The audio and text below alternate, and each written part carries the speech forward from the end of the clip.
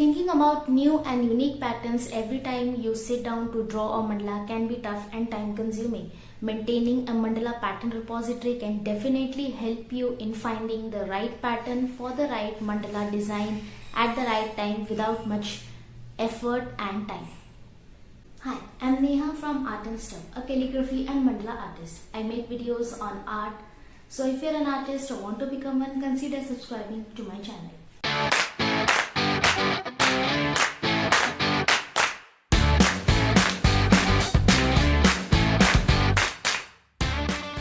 Going to be a 5-part video series wherein we'll learn how to create and maintain our own mandala pattern repository, wherein we'll go through basic shapes, basic patterns, intricate patterns, layered patterns and even borders. So without further ado, let's get into the video.